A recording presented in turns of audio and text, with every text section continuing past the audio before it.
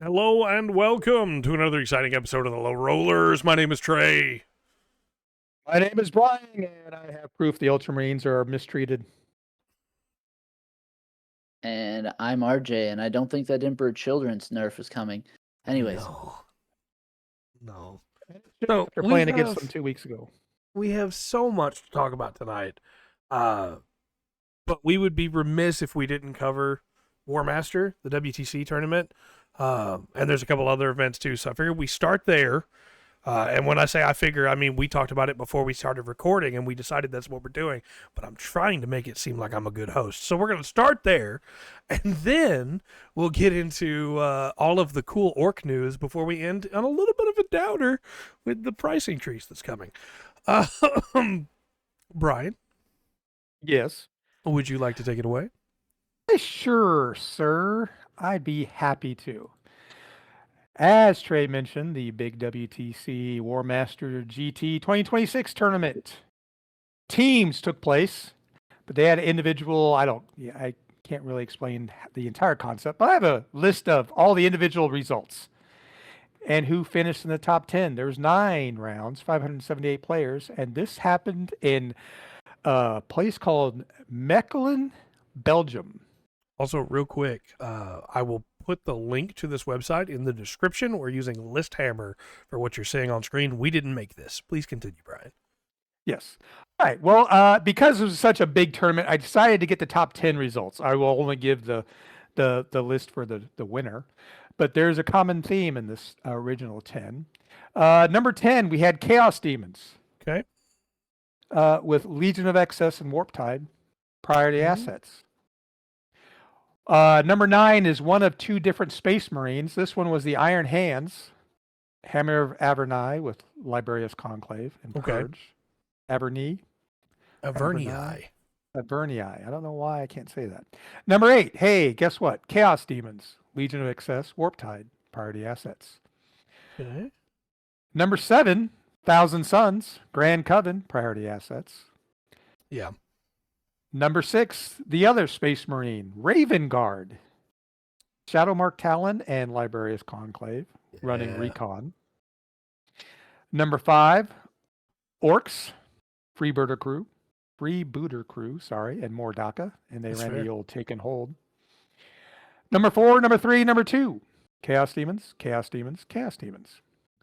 Number 4 and 3 ran Legion of Excess and Warp Tide. Number 2 ran Blood Legion and Cavalcade of Chaos. Nice. The number 4 ran Recon, number 3 ran Priority Assets, and number 2 ran Purge. And number 1, shout out to our one of our subscribers, Jason, and his Adeptus Custodes. Yeah. They finished first with the Line of the Emperor and the Might of the Mortoi. Taken Hold.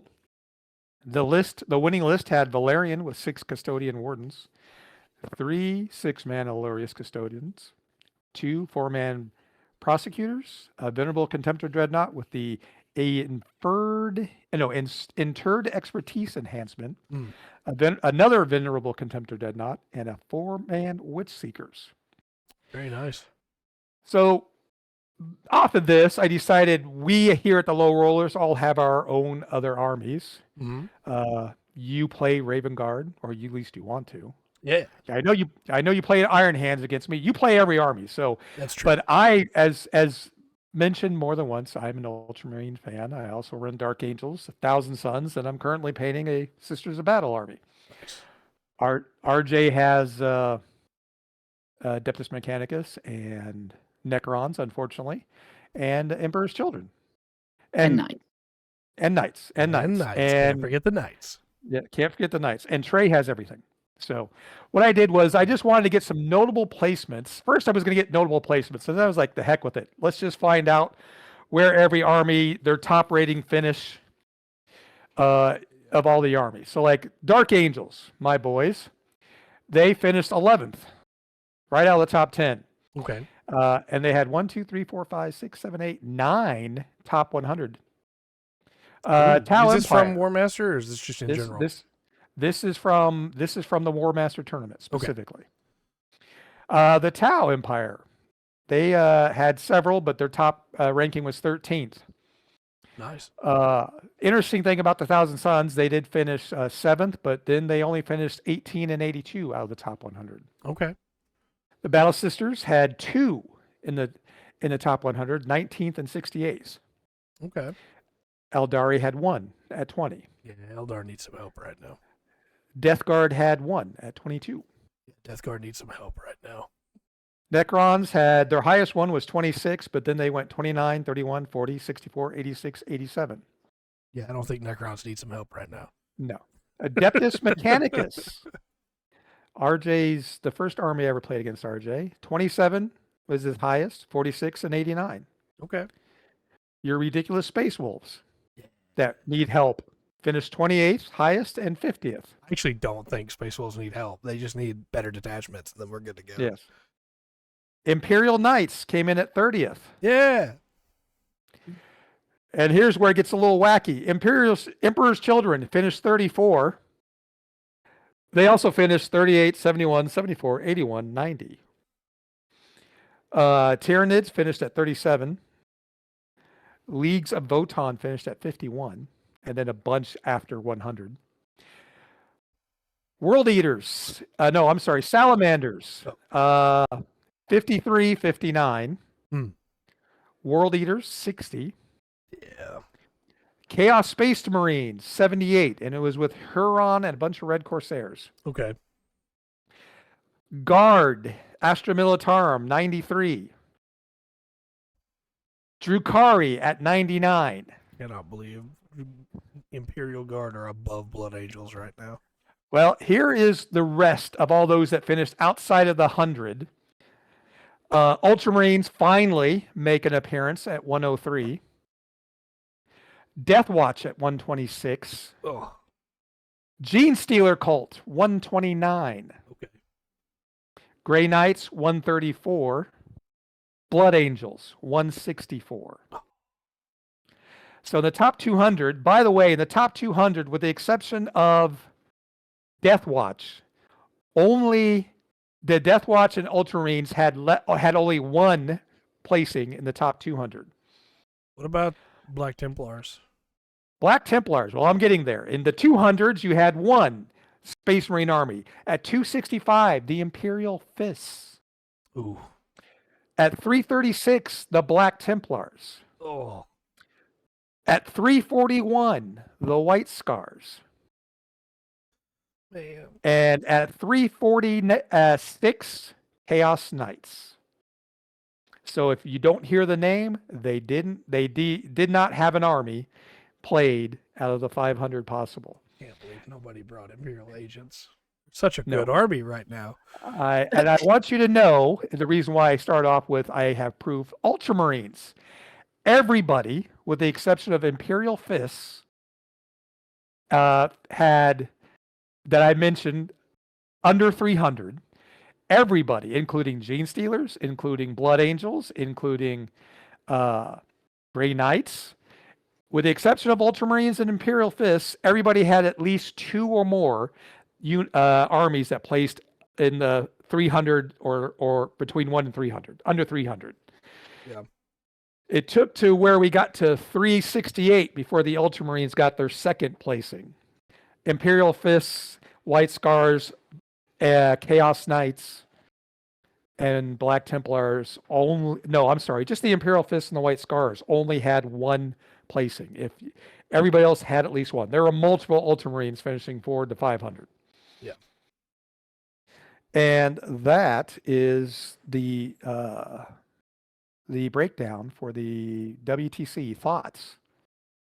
Just real quick, there were 47 people playing Emperor's Children alone. And keep in mind, I stopped the placements of the Imperial Children after 124. Yeah.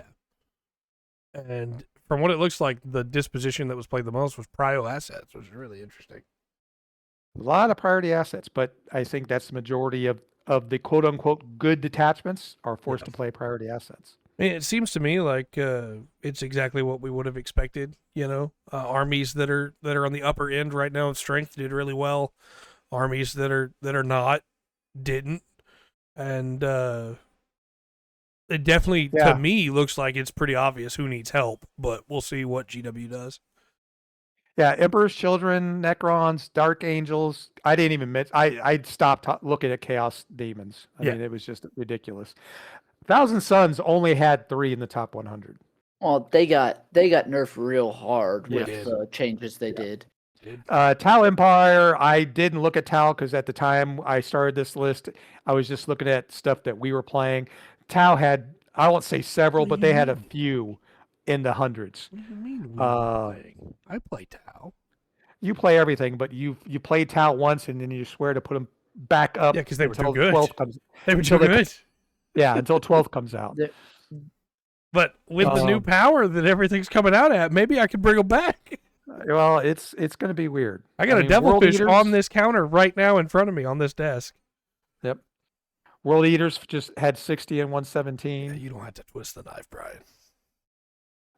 Chaos Space Marines were pretty infrequent until you got to the 300s. Like I said, Guard had 2 under 200. I know we joke and meme about I play every army, but just for the viewers that might not know, on my desk right now, I have a squad of Wraith Guard for Eldar, a squad of Militarum Tempestus Command Squad for Guard, Trajan Valoris for the Custodes, a Dark Angels Inner Circle Companion, 2 Ultramarine characters, 2 Death Guard characters, 2 Salamanders characters, an Imperial Fist character, a squad of Wolf Scouts, and 2 squads of Wolfguard Terminators, a Black Templar character, 2 Knights, Armigers, 2 Iron Warriors vehicles, a Blood Angels character, a Necrons character, a Word Bearers character, a squad of Grey Knight Terminators, and 2 Assassins and an Inquisitor. So I'll have 2,000 points And of the Sisters Devilfish. painted before any of that gets painted. that's not true. Some of this is already Nope. painted Okay. By who? by me. Oh, okay. Wow. And RJ has Emperor's Children probably leaning against a chair somewhere. Jason I've got a Fast bunch of pewter paints. models sitting on my desk at the moment. Heck yeah. I have, since we're talking about it, I have 5 Stern Guard veterans that need to get painted for Dark Angels. I've got a lieutenant that needs to be painted in Imperial Fists. I've got 10 Ultramarine Heavy Intercessors. I don't know why. 3 more that's Inceptors why. that are Dark Angels with Plasma. For the Plasma detachment that nobody plays on Dark Angels but me.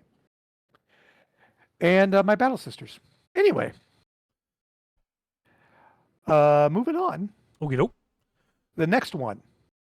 The Warhammer 40K GT Newport Open. 8 rounds, 187 people. Out of the Wales, United Kingdom. Okay. Number 4. Orcs. Warhorde taking hold. Mm. Number 3, those Dark Angels, running, of course, Company of Hunters and Dark Flight Pursuit. Recon. Number 2, Drukari, Exhibition of Slaughter, Sky Splinter Assault with Recon. And number 1, wake up RJ, Adeptus Mechanicus. Lords of the Forge. Seedlers Mechanicus. Lords of the Forge and Skitarii Hunter Cohort. Their list. Yeah, the list included an Inquisitor Draxus with a Skitarii Marshal and 10 Skitarii Vanguard.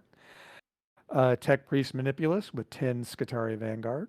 Belisarius Call. Thulia Gold. Yeah, you got it. Gold, yeah. Thank you. 2 Scorpus Dune Riders. 3-man Iron Strider Ballistari with autocannons. 2 5-man, I say man with quotation marks, Taraxi They once Skystalkers. were. Yep. 3 9-man Servitor Battleclades. 5-man Sicarian Infiltrator and 2 Scorpus Disintegrators. Very interesting list. Yeah. I wonder what is Draxus in there for the shoot twice a turn thing? Probably, but also Draxus has a pretty nice data sheet, gives you some psychic power, and also, I assume, is giving. It's at least ignore modifiers for Draxus, but shooting twice with a full unit of Vanguard that also has the Marshal with the Cantic Thrallnet enhancement. That's pretty good. Yeah, I didn't think about that.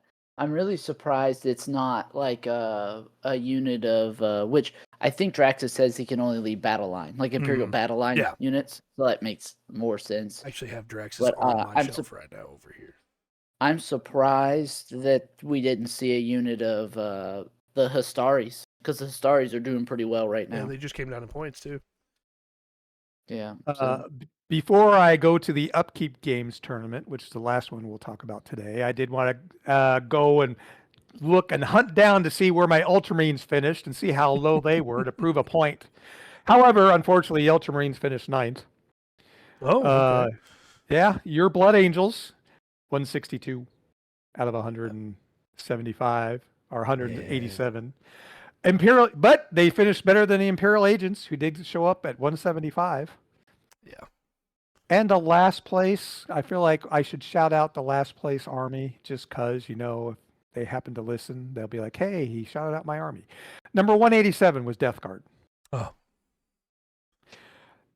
Moving on to, like I said, the Upkeep Games, GT, 6 Okay. rounds, 123 players, out of Howell, Michigan, in the US of A. Only 2 armies to talk about because one finished 3 times. Number 4, Tau Empire. Yeah, I see that. They're all different though. Yeah, Advanced Acquisition Cadre, Kroot Hunting Pack with Taken Hold. Okay. Number 3, I didn't have to go looking for Ultramarines after because Ultramarines finished 3rd with the Librarius Conclave and Reclamation Force. That is the Titus, the Wardens of Ultramar with a brick of Blade Guard veterans sitting on an objective saying kill it. Yeah. With the Taken Hold disposition. Number 2 and number 1, obviously. Tau Empire with the Retaliation Cadre. They ran the Purge detachment. Number 1 was the Tau Empire with the Experimental Prototype Cadre and Kayon. Kayon, sure. Recon. That list. 2 Commander in Cold Star battle suits with 3-man Crisis Star Scythe battle suits. A Commander in Enforcer battle suit with 3-man Crisis Sunforge battle suits. Oh boy. Commander Shadow Sun, 2 3-man Crisis Fire Knife battle suits. 1 Crisis Star Scythe battle suit, 1 Crisis Sunforge battle suit, 2 10-man Pathfinder teams, 2 Piranhas, 2 5-man Stealth battle suits, and a Tiger Shark. Yeah, that is suit heavy. That's the way you play Tau in tournaments right now. Yeah. And RJ, I promise next time I will look up how some of your favorite armies finished at all the others, but if they're not mentioned. But number 31 out of 123 was your Blood Angels. Nice. And the last one on the list, I guess technically I'm mentioning an RJ list. Number 123, I'd like to shout out to that Necrons player that managed to play last.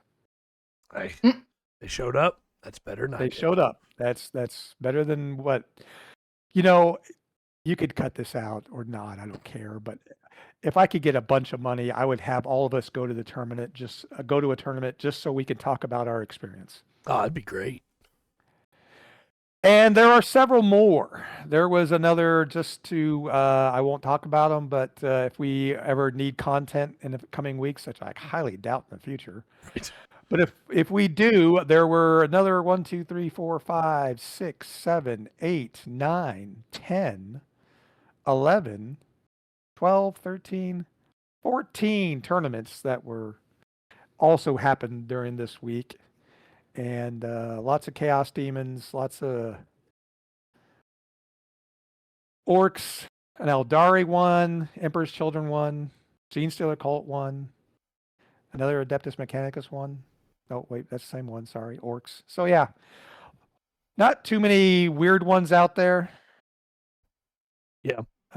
Deathwatch did finish second. A World Eaters at a competition finished second. Yeah. At the NSO 2026. Very nice. And yeah, so anyway, that is a slimmed down version of tournaments for this week, gentlemen. Okay. So before we get off of tournaments, I don't know, did you talked about the teams for WTC? I mentioned that the WTC, was a team tournament, but the individuals was what I had mentioned. Yeah, so well, I'll just throw out the top 3 for the teams instead of doing top 5. you have Spain, France, and the US of A. I don't know why I say it that way. USA. Spain's third, France is second. The US finished first, actually dethroning France. They were last year's previous winners.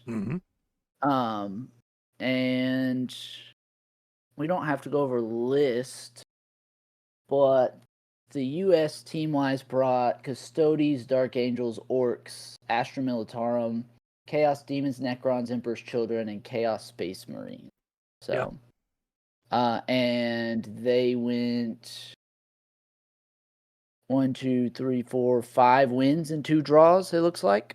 Yeah. Team-wise. So that's pretty impressive. I also wanted to mention real quick that the French team had a World Eaters player that brought the 3 1-point detachments and went 4-3 with those, which is wild. I love that. Yeah, and in fact, now that you've said that, let me... 3 Demon Princes with Wings, 2 Lord Juggernauts, 2 units of Chaos Terminators, 1 Defiler, 1 Forge Fiend, 2 units of Jackals. Yeah, that was those the Terminator bricks are so expensive. So that's interesting. Impressive. I mean, there's not a lot of people playing World Eaters right now. So Right? I like seeing different lists. Yeah, for and sure. You want to know what's funny? I would 2 of the armies on the French team are actually not meta right now. So it's interesting they brought them because they have Votann and World Eaters. Yeah. Everything else is the normal stuff you see. Except, what did the Space Marine player play? What is he actually playing? Also, just real quick shout out to the Votann list for not going with the meta of running a bunch of Sagittars and Capricus, but then running 3 Hecaton land fortresses. And I think that's really funny. You'll enjoy this, Trey. The Space Marine player, so they had 3 not meta list because the Space Marine player did Raven Guard. Yeah. And it was Librarius Conclave and Shadowmark Talon. Yeah. I like that we can look at this with you now, Brian. This is great. That 2 Scout squads, 2 Interceptor squads, 2 Eradication squads with heavy bolters, Saturian Devastator squad. Oh yeah. 2 intercessors, 2 10-man intercessors. It look like 10-mans. They're not 10-mans. They're 80 points apiece. They're 5s. 5. Aethon Sean. A librarian with Terminator squad. A librarian with Terminator squad. Yeah, so look at that. That's Raven Guard Terminator heavy spam. Yeah. That's awesome. So it's interesting. That's cool. I mean, it's one of those things where it's kind of a lot like, which I'm going to bring the other game that I play pretty consistently up, but it's kind of like in Magic when you go to a meta tournament and you bring an off-meta deck and you run the whole tournament because none of the decks thought that you were going to come in and play that. So I feel like that may have been what they were going for is let me bring these off-meta armies that no one's expecting and no one's planning for and hope that they just can't deal with some of the stuff I'm throwing at them because they weren't expecting it. Who expects the Raven Guard player to bring out Centurions and Eradicators with heavy bolt rifles and Terminators? Yeah. That's awesome. Also, just a quick shout out to Brian and I both being very wrong because we both were of the opinion, well, Eradicators with heavy bolt rifles, they're cool, but we'll never see them played in tournaments. They're not that good. In fact, there's other things that are better. And how many lists have we seen now, Brian, at tournaments that have them? They can shoot. Their whole purpose appears to be shooting off the cheap.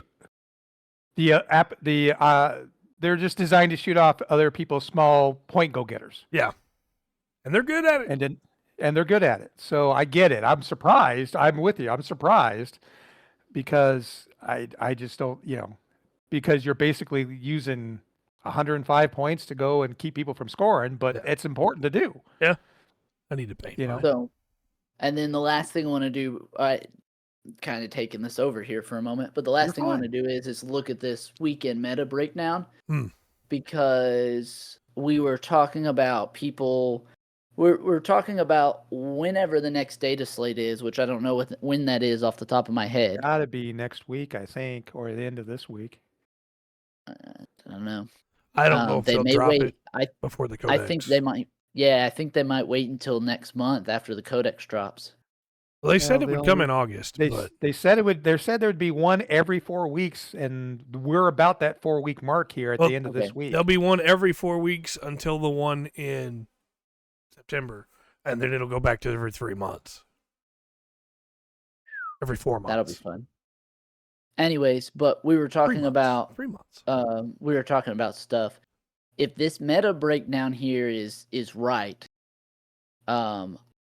and I hate to say it, I don't see Emperor's Children getting a nerf because I think 53.6 is pretty close, or at least last edition, that is what they were kind of looking for percentage wise, win rate wise. Yeah. So if that's staying true, I don't think Emperor's Children will get touched.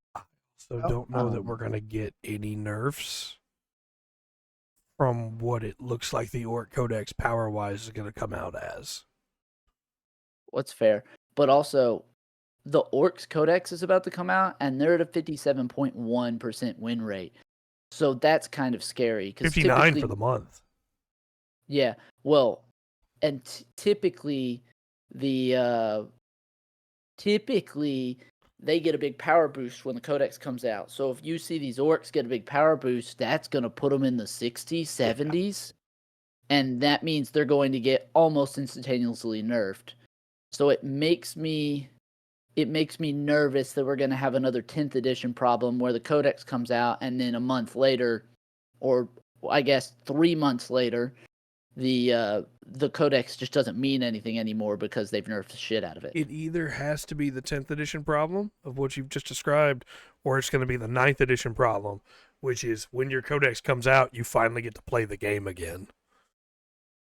Yeah, they just leave it, and they just try to bring everybody that's getting knocked down up a little bit enough to kind of get underneath it. Yeah. And then, but they never really get it balanced. Yeah. That's fair. But, I mean, we've already got there's two at the weekly stuff here. There's a couple other problems. Anyways, Dark Angels is up there, so I'll be intrigued to see what happens when this I'm next data slate. hopeful they don't touch Dark Angels. This is my hope, right? Because, yes, they're up right now, but their 4 week average, their month average is only 56. People are learning how to play around them. Some of the best players in the world just did a really good performance with them, sure, but they can be played around, and so I'm hopeful they don't get touched at all, and everything else just gets bumped up a little bit, and then they'll equalize. Because at 56, I'm afraid they're going to overcorrect. Yeah, 56, I see them leaving it alone this data slate probably, just because I think they're going to have to deal with Orcs before the Codex comes out. Yeah. I don't know what they're going to do to deal with Orcs. Their best bet is just price. Yeah, Their points best them up. bet is the point increase. Points them up. Because the point increase doesn't affect the Codex coming out. And they'll be strong enough, if the Codex is as strong as it looks like it'd be, they'll be strong enough that the points aren't going to hurt them. Yeah, that's for sure. So, but in all honesty, and I hate to say this with as much as we've had problems with some of the other stuff, that last data slate did a really good job of balancing it out from what it looks like. Much I as Brian think Dark might Angels. want to agree. I think Dark Angels. Well, I mean, yes, they nerfed Space Marines into the ground, so that was a mistake. I mean, they're at 48.2 right now, which is insane. But I think they could have left them alone a little bit, and they might be where they want them to be. That might be either it's a reaction to what's coming with their Codex, It could be. or it was a reaction to the Space Ultramarines are getting new characters again, and everybody, all the releases that were initially coming out. Yeah. And I know I'm new, but I wouldn't put it past GW to be like, all right, let's kick in the teeth for a little bit so people can stop, at least know that they're not worthy in tournaments. Yeah, especially because their codex is coming out very soon. So Yeah. So I mean, and then as much as I haven't seen League of Votan that much, they're what 54. for the month. So that's not bad. I haven't seen Genius them. of the Cult is coming up, so that'll be interesting to watch now that their rules have been fixed. Yeah. Chaos Demons needs to come down a little bit. Yeah, they just need another little touch somewhere. Yeah, they need a slight point increase or something just to knock off a little bit more of a unit or something. I feel like they might be good. In all honesty, I think their best bet, which in Chaos Demons isn't a big deal to change some other stuff in it right now because we have no idea when their codex is coming out. If they get one. Yeah, or they don't stay indexed. If it's indexed, I mean, then they have no reason not to change rules. Right. On the Chaos Demons because they can be like, oh, well, we changed the rules. There's no codex for it, so it doesn't matter. Right. You've just got to go find it all. So, which kind of sucks, but it actually says they're down for the from where they for the were month. before. Yeah, so that's not bad. Well, gentlemen, I don't know. if you're satisfied with our discussion here, shall we, speaking of codexes, move into the Ork Codex? Yeah. Brian, Why any not? further thoughts? No.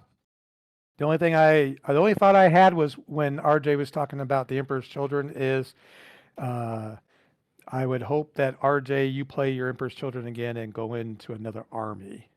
'Cause I know they did a lot against me, and I know this, is an ancillary topic, but I still felt even though you kept me on my side of the board the first 3 rounds, I was still able to do damage to you with a non-meta, and neither of us were running metas. But I was able to shoot off your Emperor's Children with my Dark Angels pretty consistently. Here's the problem. The problem is I'm not running a Defiler. I think if I put one Defiler of that list, I don't even have to put 3. I put one Defiler of that list, and I cause problems. Yeah. Because then I've got so much shooting in the back that you're having to deal with the Defiler over me running into stuff. Yeah. I mean, could you imagine? Well, could you have imagined you being tied up in your zone like you were, and then one of your units gets free to try and shoot one of my units, and I just shoot you off the board with a Defiler?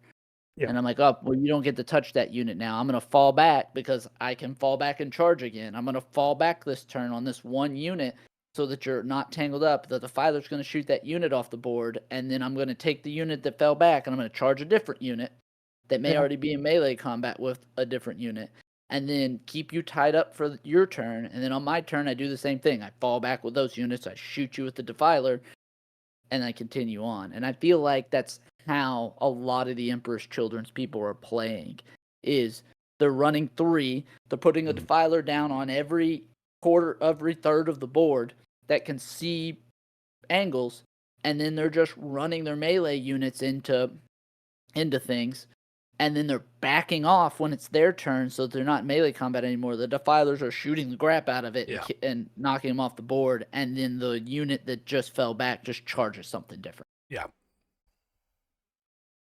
I'd like to run that list with my wolves. That would be fun. I'd say it's not foolproof. I also wasn't running Demonettes, and every list I've watched was running Demonettes. Demonettes are really good. I mean, Demonettes right now are so good that the Chaos Demon people are running Demonettes. They're running Legion of Excess. Well, they're so good that Spearhead is sold out everywhere.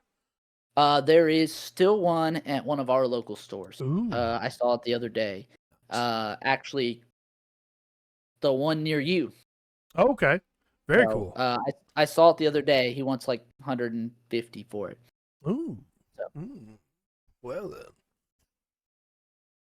I want one. Shadow Legion. I don't have the money for one right now. I don't either, but I could use them in Shadow Legion. But our Chaos Demon player has bought one, and so when he gets them built, I will probably try and steal them to see if I actually want them or not. Yeah, that's fair. All right. So, I'm going to give you guys these links as we go so you can follow along. We'll do these in order of release of the documents. We talked about the leak last week, but we have Gazgul Thraka's new data sheet. And this data sheet caused me to go out and buy a Gazgul Thraka. Yeah, it's incredible. He is the prime orc, is the joke that everybody's making. He's wild. If you'd rather not the article, I can give you the individual data sheets. Just let me know what you prefer. But the data sheet's in the article, so I'm okay with it. Okay. So the first data sheet they really showed off from the leaders. I mean, we got to see like war bosses and stuff, but before bits of them. The first data sheet they showed off for the Ork Codex, which is coming out this weekend, by the way, is Gazgul Thraka. What's that? Pre-release. Pre-release. Yeah, Yes, sorry. Yeah, Let me clarify. It's not pre-release. Not pre-release, but you pre-order. You can pre-order it this weekend. It's due to come out September 5th of 2026. And there will assuredly be some local stores and places that mistakenly put it out early. It always happens. And then we have the whole codex online the day of pre-release, a pre-order. So Gazgul Thraka, his stat line has changed. He now has 8 move, 10 toughness. So he's as tough as a Squiggoth, by the way. 2 up save with a 4 up invuln. 16 wounds. 6 up leadership, 4 OC. So he's tough as Nazarek. Go ahead, sir. He's a Catan. He's a Catan. He's a Catan shard. He's a Primarch. Yep. Yeah, he's as tough as Angron. He's got Da Boss, of course, and he's got Wa, which means that he will have the CP generation, but he loses leader. So that is important. You will no longer be able to lead Meganobs with Gazgul Thraka. However, for giving up leader, he gains the Grand Warlord's Lads, which is as long as he's within 3 of another Orc infantry unit, he has Lone Hop. Which is a Primarch ability. Yes. Both Lionel and Gilliman have that. Yes. Also, he has an aura now for when he's around them, where he's going to be anyway, so that he has Lone Hop. While a friendly Orcs unit is within 6 of him, because he's the Prophet of the Great Wa, that unit's melee attacks have +1 hits and +1 wounds. That's so good. Super good. And especially because you're going to want him in melee anyway, right? Like, just, he's so good, man. I'm expecting him to go up to like 340, 350.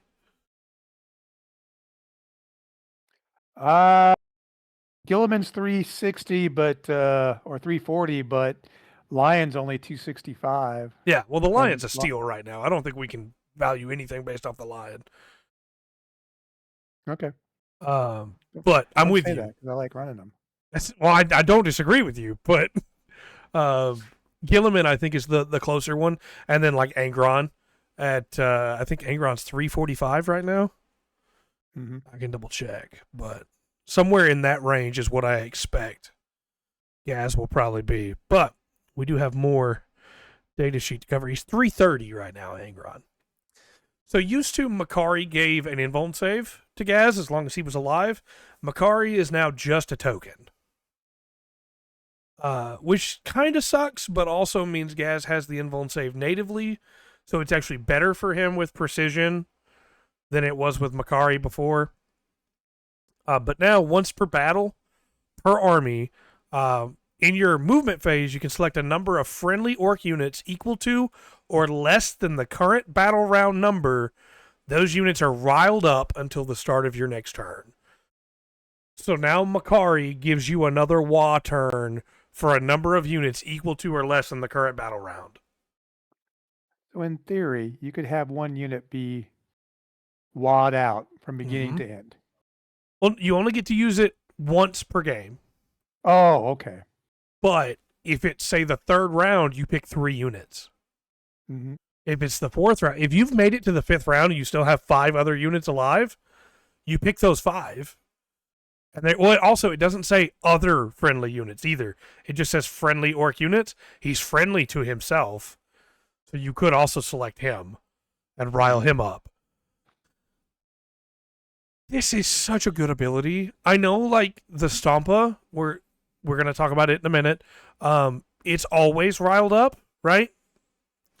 And if you disembark from the Stompa, you're riled up. So on turn 1, you could Wah. I don't think you should, but you could move the Stompa up, disembark the boys and Gaz, charge with them. They're riled up. Turn 2, you have Gaz select 2 units, or even better, turn 1, you don't call the Wah. Turn 2, you already have it turn 1 because the Stomp, but turn 2, you call the Wah. Turn 3, you select 3 units with Gaz. You're riled up for 3 full turns, effectively. It's crazy. Yeah. But that's not the No. only. Go ahead, sorry. Well, also on top of that, not only are they riled up, but then if they're within 6 inches of Gaz, they've got a +1 to hit and a +1 to wound. So, Brian, you hate missing. You need Gaz by your boys, and you're going to roll enough dice that with Gaz's +1, you'll get some hits. Yeah. So speaking of hits, Mork's Roar aimed is lethal hits on non-monsters and vehicles, so anything that's not a monster or vehicle, and Rapid Fire 4, 36-inch range. You're gonna be within 18, probably. 12 attacks within 18, 4 more.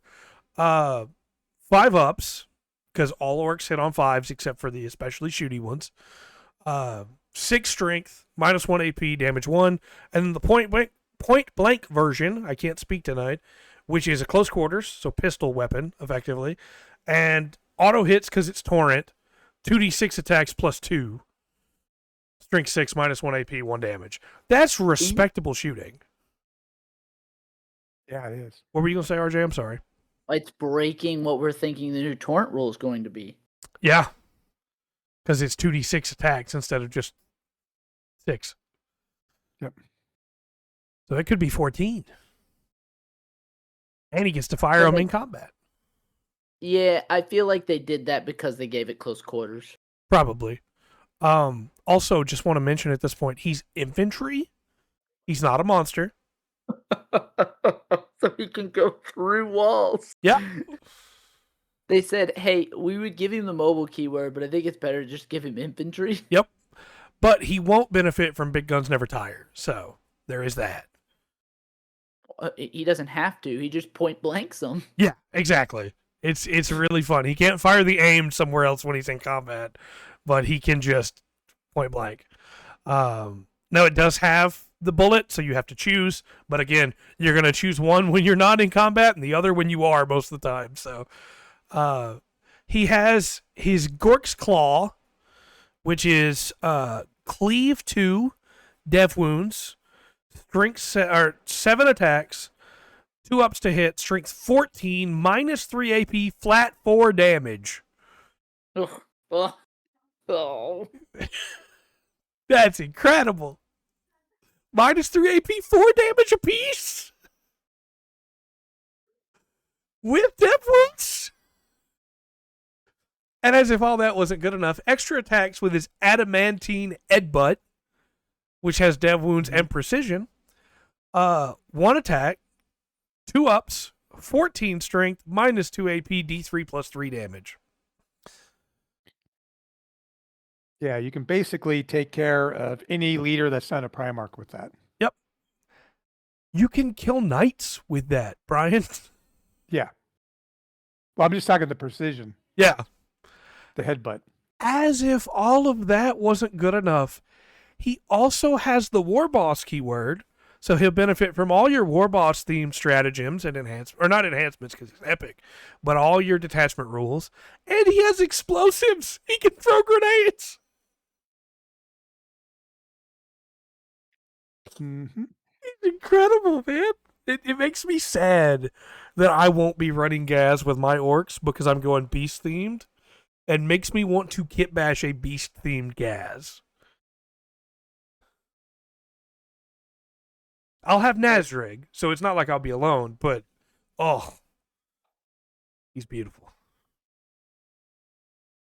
After listening to this, well, I'll wait till we get done talking about other things. There's a rumor running around the internet that we've all kind of questioned about another army. Oh, with the toughness and everything? Yes. Beginning to think that rumor is possibly a little bit more true based on what we're sounding. It's looking more plausible with this in mind for sure, because he's going to mulch Space Marines even if they do go up in toughness. Yeah, I mean, even that 14 strength is still hitting on 2s against a potential 7 Gravis armor. Yeah. You know. So RJ, that's crazy. Any other thoughts on Gaz before we move on? I think it's another model. It's going to be a pain to fight. Yep. Well, Gaz is not alone in that, because the new boys datasheet is here. And they also look pretty great. When I tell you that I think the Ork Codex is going to be more 9th edition, your Codex comes out, you become amazing. This is part of the reason, because some people look at this next to Gaz and go, "Oh, they're not that great." Well, let me run you through why they are. So 6-inch move, as they always had. T5, 5 up saves, 1 wound for the boys, 3 wounds for the knob now instead of 2. That matters. That's big. 7 up leadership and 2 OC apiece. Once per battle. Oh, go ahead, Brian. I'm sorry. No, I was saying that's good because that's 20. There's 20 boys, right? You can run in 20. You can run in 10 or 20. If you run 20, you have 2 knobs. That's still 40 OC. Oh, gosh. Yeah, and 26 wounds. 26 wounds, 40 OC. 26 T5 wounds. Just throwing that out there. Continue on. The ammo runs are once per battle per unit. So each unit of boys can do this once per game. In your shooting phase, when this unit is selected to shoot, you can use this ability. If you do, you have +1 to hit. So shooting. Yeah. And I keep hearing that the orcs can't shoot for caca. They couldn't before this. Yep. And granted, it's once per game, but still, that's pretty good. Especially when we get into all the special weapons they have. Right, because you go and use that ability right before you go into a brick of 10-man assault terminators. You know, with Gazgul within 3 inches of your boys.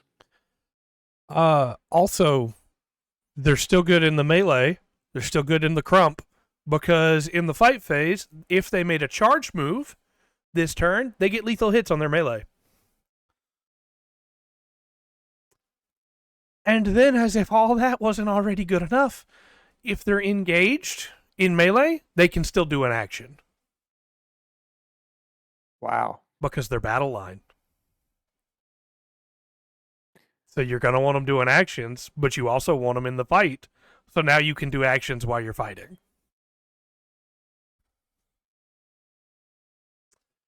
So let's get into these special weapons, shall we? I haven't covered war gear, like loadouts for everybody, like for as we've covered them before, but this feels like a time when I should. Any number of knobs can each have their custom choppa and combi scorcher replaced with a big choppa. The big choppa is cleave 2, 4 attacks, 3 ups, strength 7, -1 AP, 2 damage. So both the knobs could take a big choppa if they give up their custom choppa and combi scorcher. Any number of knobs can also have their custom choppa replaced with a power claw, which is 3 attacks, 3 ups, strength 10, -2 AP, damage 2, strength 10. Hitting on 2s against regular, now possible toughness 5 Space Marines. Right. Any number of knob models can also have their combi scorcher replaced with a combi rocket or a custom shoot-up. We're going to get into those in just a minute. And then for every 10 models in the unit, 1 boy can have their shooter replaced with a big shooter. If for every 10, one boy can have their shooter replaced with a rocket launcher, and for every 10, one boy can have their shooter replaced with a burner. So in a unit of 20, you can have 3, or you can have 6 heavy weapons. 2 big shooters, 2 rocket launchers, 2 burners. These are really good, by the way. The big shooter is lethal hits against non-monster vehicle. So infantry, mounted, beast, swarm. You can finally kill off all of those scarabs you hate so much, Brian. Rapid fire 2, 36-inch range, 3 attacks, hitting on 5s, strength 4, no AP, 1 damage. So your lethal hits are your big thing there with your rapid fire, lots of shots. That's the big advantage of the big shooter versus the regular shooter, which is lethal hits, non-monster vehicle, rapid fire 1, 18-inch range, 2 attacks, hitting on 5s, 4 strength, no AP, 1 damage. The burner is blast 1 and torrent, 3 attacks flat, strength 4, no AP, damage 1. The combi rocket has 2 modes, Buster Rocket or Shooter. The Buster Rocket is 24-inch range, 1 attack, 5 ups, strength 10, -2, damage 3. That was like a tank buster stat spread before. You can have 2 of those now. Or you can fire it as if it was a big shooter and have an 18-inch range, rapid fire 1, lethal hits, non-monster vehicle, 2 attacks, 5 ups, 4, 0, 1. But then you also have the Combi Scorcher variant, which is lethal hits, non-monster vehicle, rapid fire 1, 18-inch range, 2 attacks, 5 ups, 4, 0, 1. Or the blast version of it, which is torrent, so shoot a Scorcher. So even if you take the Combi Scorcher on your knobs, you can still fire it as either a shooter or a Scorcher, or a shooter or a Buster Rocket. Just, it's gross. Also, their Combi Scorcher is strength 5, not strength 4. Just throwing that out there. And then, the rocket launcher, 24-inch range for both. The one version, the Blaster version, has Blast 2, which is 2 attacks, 5 ups, 4, 0, 1. And the Buster version, as in the Tank Buster version, which is on this data sheet now, is 2 attacks, 5 ups, strength 10, -2 AP, 3 damage. Incredible. And then the Slugger for your pistol, lethal hits, non-monster vehicle, range 12, 1 attack, 5 ups, 4, 0, 1. Probably won't matter most of the time, but you're still getting 20 of those in a full unit. Their rocket launcher, I think, other than maybe the strength is lower, and they don't hit. The 5 ups is rough. Yeah. To hit. That's almost the same stats as the heavy locust. Yep. And that's why you use the ammo runs or gas to give them hitting on 4s instead. Yeah. Now, granted, if you're firing this into something that has cover, you're going to be hitting on 6s unless you have one of those bonuses. So their range is incredible that right now for some reason, but you are going to have a harder time hitting because they're still orcs. But you really want them in melee, right? You have your big chopper, your power claw, the knobs can take. But the boys all have, every boy is equipped with a chopper, right? The custom chopper the knobs could come with. I don't know why you ever would run them with that compared to the other two. But you do have to give up the Combi Scorcher if you take the big chopper. And if you take the power claw, you just give up the custom chopper. So you're probably just going to take power claws and their custom weapon. But anyway, the boys have a regular chopper, 3 attacks, 3 ups, strength 5, -1 AP, damage 1. That's a pretty decent stat spread for a melee weapon that hits on 3s from your battle line unit with -1 AP that has lethal hits if they charged. I didn't mean to cut you off there. Battle line. No, I was just gonna say, yeah, battle line. Yeah. Keyword battle line. Yeah. And they have explosives, so they can throw grenades. So So Or his favorite thing. yeah, yeah. I actually got to use grenades for the first time ever against Brian playing Nice. Emperor's Children. Nice. It was great. Yep. I loved it. They're wonderful. But also the reason they get all of this really cool stuff is if you look down the little sheet there under BS, everything's a 5. Yeah. So you're basically just off of snap shooting at everything. Right. But you do have ways this edition to play around that where you kind of didn't before. And so that's pretty cool. Yeah. Plus, remember, everything has assault now. Literally everything in the Ork army has assault because of the new army rule, whether they're riled up or not. So, And RJ, if there are Orc players who roll dice like you, that really doesn't matter. Because they'll do enough, they'll take an extra 1 or 2, possibly kill, 1 intercessor from a 10 because of that shooting. If they roll like you, they'll kill 2, and then they'll charge into them, and then the melee will kill the rest. No. You run a death blob and you put Gazgul Thraka in the middle. Yeah. Two 20-man units of boys with Gazgul Thraka in the middle. yeah. That's a Death Star right there. Yeah, that's crazy.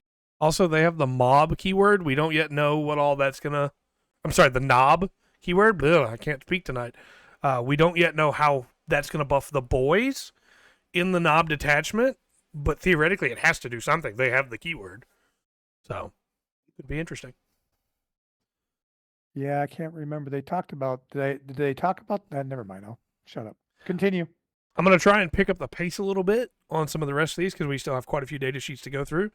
But the tank bustas were shown off, probably because people might have been worried if they didn't, now that the regular boys squad has tank buster weapons. They have a knob within, of course. The tank bustas are 6 move, 5 toughness, 4 up save, 2 wounds per tank busta, 3 for the knob, 7 up, leadership, and 1 OC. They have Rocket Barrage in your shooting phase. When this unit has shot, select 1 enemy unit hit by those attacks. That unit makes a Battle Shock roll with -1 to the Battle Shock. And then Bomb Squigs, once per turn, twice per battle per unit. So you get to do it twice in the game, only once a turn.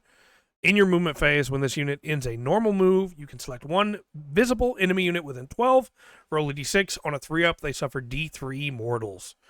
I want to mention real quick, too, they have explosives. This is a dual build kit from Kill Team. You can either build them as tank busters, or you can build them as the Rekka Crew. Personally, I think the tank busters are the better build, but the Rekka Crew looks cooler.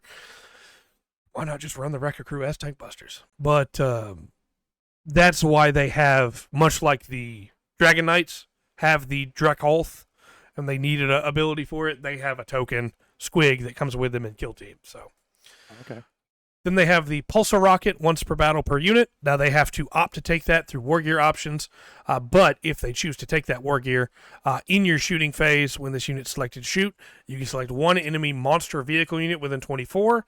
If you do, you have +1 AP and lethal hits against them. That's really good. So it's basically that over there is dying. Yeah. Basically. It's really nice. Now, the good news is you don't lose anything to take this, so you always should. But just know if you're building your list in the app, you will have to opt into this. Their shooting is the Buster Rocket Launcher Standard or Hunter version. Hunter's a brand new profile that we're going to get into in just a second that we haven't seen before this.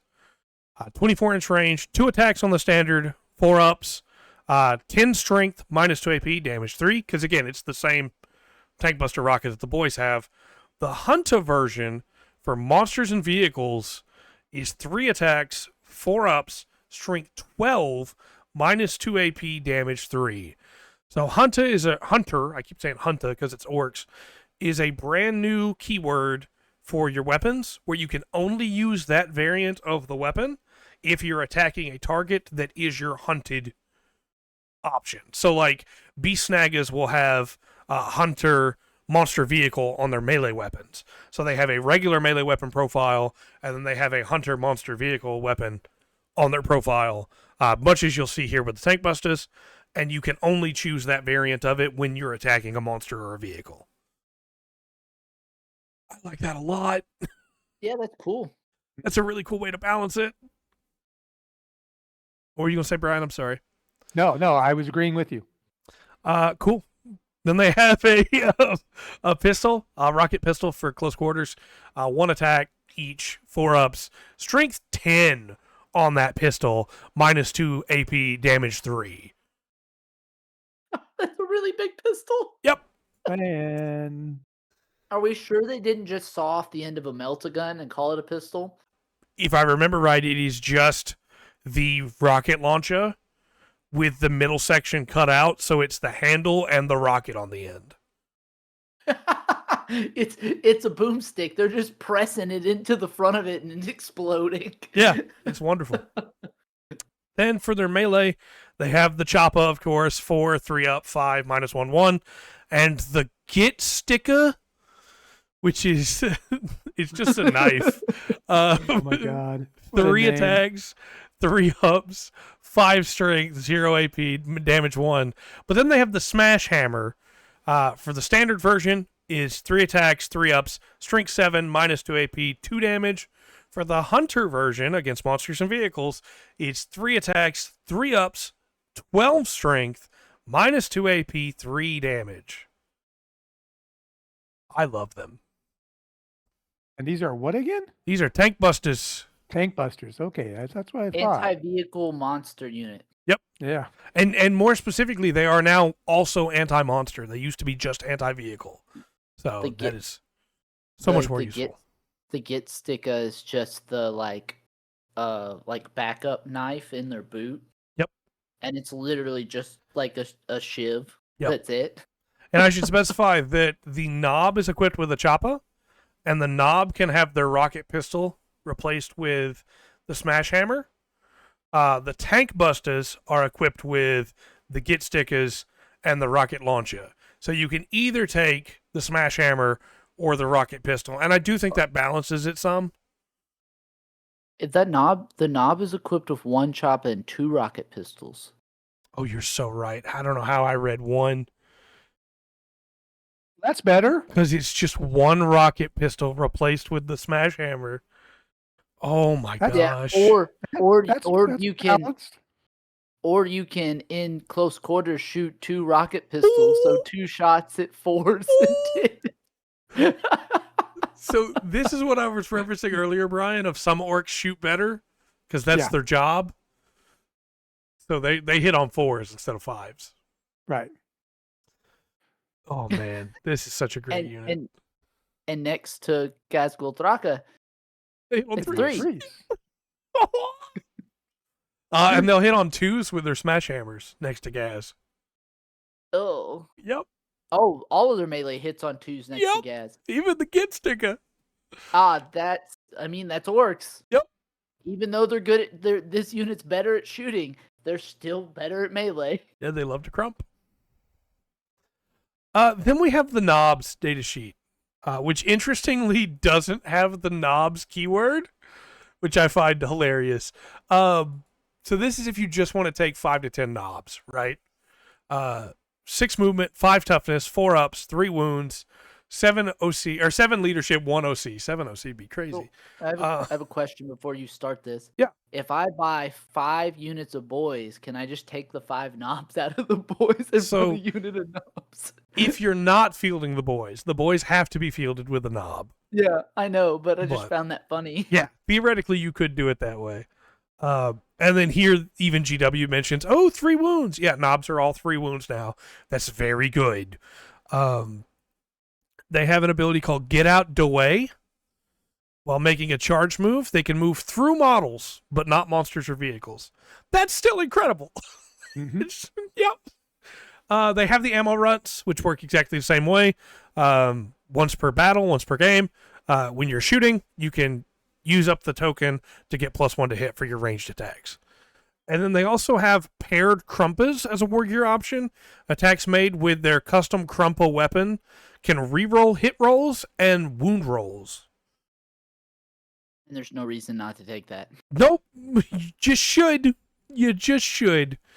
I feel like they're gearing up. So I'm gonna interrupt you for a minute. Please do. But with all the weird options, I feel like they're gearing up to a point where they'll go, "Oh, this is going to cost points at some point." Yeah. I feel like once we start getting more codexes out, they're going to start adding points to some of the war gear as a way to balance it. Absolutely. Because that's what they used to do in 8th edition is they would be like, "Oh, this unit's a little much. All right, what's causing the problem? Oh, this war gear's causing the problem. We're going to up it 5 points." Yeah.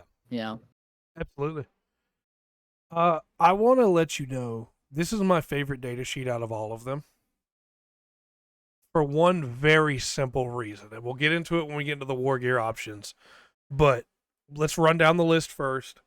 They got the big Scorcha. It works exactly as it did before. Blast 2, Torrent, Strength 5, 3 attacks, -1 AP, damage 1. They're the same knobs as in the boys unit, so they have the same weapons.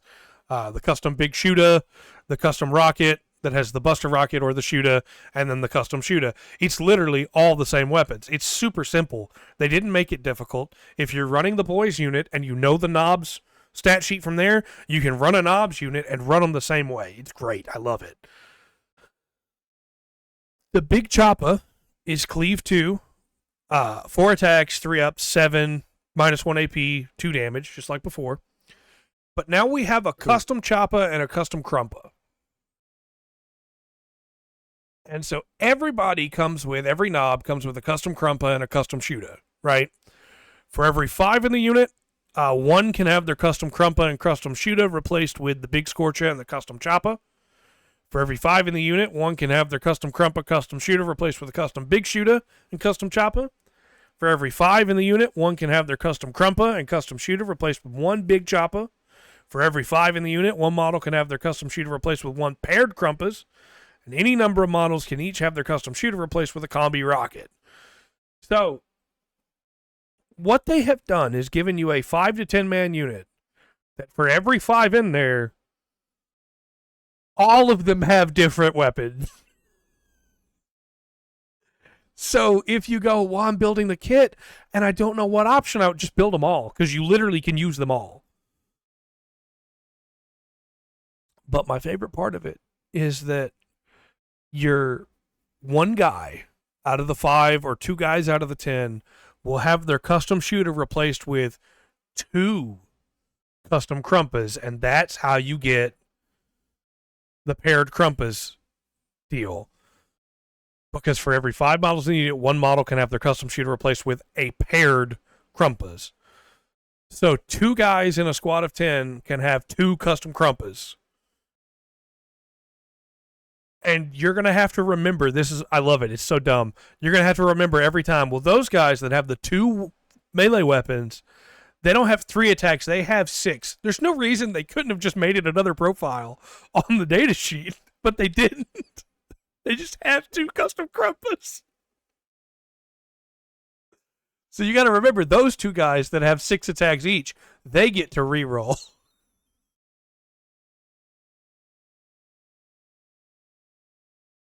Yeah. Needlessly complicated, as all orcs should be.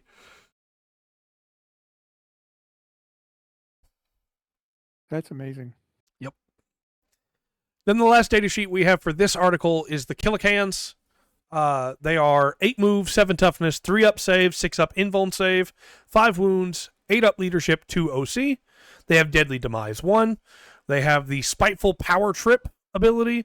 This unit's attacks that target a unit that has no models with a toughness of 7 or greater have +1 to hit. So, if you don't know the lore of the Killicans, they are Gretchen that have been shoved in these cans and welded shut inside. They cannot get out. And those grots are mad. And so they're finally big, and they're going to take it out on all the other small stuff. And I think that's beautiful. They have a can blaster that's DACA, kill shot, or point blank. The DACA version is blast 1, ignores cover, and sustained hits 1.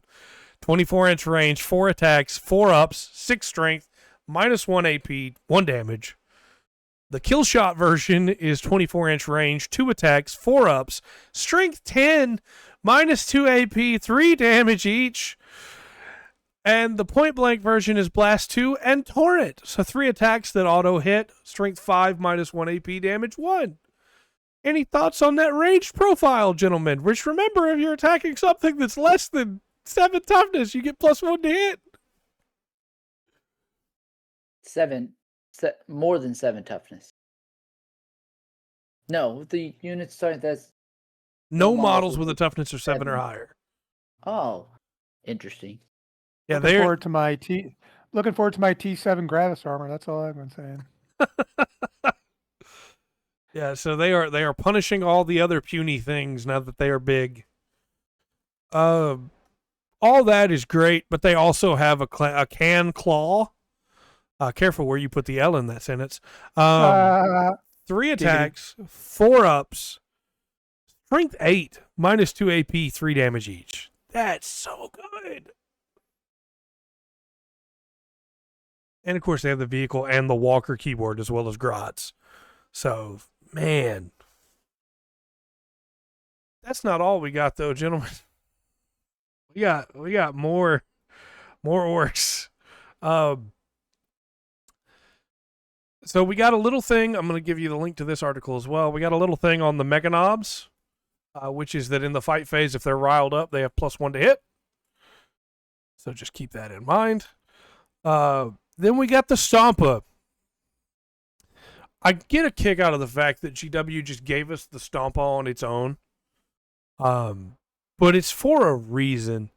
The Stompa went from being kind of a joke unit that cost 800 points at one point in 10th edition to a decent enough transport at 600 points. It had a lot of wounds. It could soak up some damage. To, if it stays at 600, it's an absolute steal. 10 move, 14 toughness, 2 up save, 5 up invuln, 30 wounds. At 10 wounds, it becomes bracketed. I love that that's at the top of the stat line now. 6 up leadership, 12 OC. That's a stat line. 30 wounds. Damage 10. So obviously, at 10 wounds, it's damaged. It's bracketed. Deadly demise 2d6. I really wish it had been like 5d6, but it's fine. That might have been broken. Super heavy walker. Idol of belligerence. In your movement phase, when a unit embarked within this unit is selected to make a disembark move, that unit's riled up till the start of your next turn. So you disembark Ludas or Flashgits or Tank Bustas. They're riled up for shooting. You disembark Beast Snaggas and they're riled up for charging. It's very good. Very, very, very good. I do believe we will see some lists that have 2 Stompas in them. The WA effigy means that this unit is always riled up. For anybody that might have forgotten what riled up is, that's 5 up invuln. All your ranged weapons have assault. And when you're selected to advance, it does not stop you from making a charge. So just remember, every melee or every ranged weapon I'm about to go over has assault. The Big Shooter. Lethal hits, non-monster vehicle, rapid fire 2, 36-inch range, 3 attacks, 5 ups, strength 5, no AP, 1 damage. So not super great, but you have 5 of them. I expected a bigger reaction from that. I'll move on. You have... Well, I just kind of was like, I breathed heavily. You have a Def Cannon and Super Rockets, which have blast 2. Shots? What's that? I'm sorry. So 25 shots? Yeah. From the Big Shooter with lethal hits, rapid fire 2. It's so good. 72-inch range on the Def Cannon and Super Rockets. 12 attacks. It's hitting on 5s, of course. Strength 14. What'd you say? Why I'm does it sorry. have blast? Why does it have blast? It's a super rocket. Yep. Strength. Why is it hitting a unit that has what? What is this? Strength Does it 14. shoot tanks or infantry? Yes. Minus 3 AP, D6 plus 2 damage. 12 D6 plus 2 damage attacks. That's in 12. That's insane. That are strength 14. That become 14 if you're hitting. Because blast 2. It's very good. It's got a Scorcha. It's just one Scorcha. Blast 2, Torrent, 3 attacks, strength 5, minus 1 AP, 1 damage. Nothing too fancy. Then it has a Super Gatler that has the aimed version with lethal hits, non-monster vehicle, and sustain hits 1. 30 shots at a 24-inch range. 5 up attacks, or 5 up shots to hit. Strength 7, minus 2 AP, 2 damage, or the point blank version, which is Torrent, and is 3d6 plus 3 attacks. Strength 7, minus 2 AP, 2 damage each. Then it has its Mega Choppa.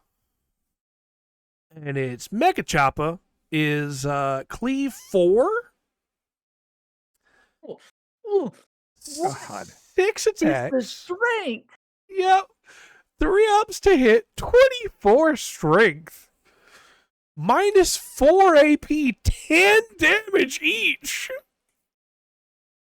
Why does it have cleave? What? I don't understand.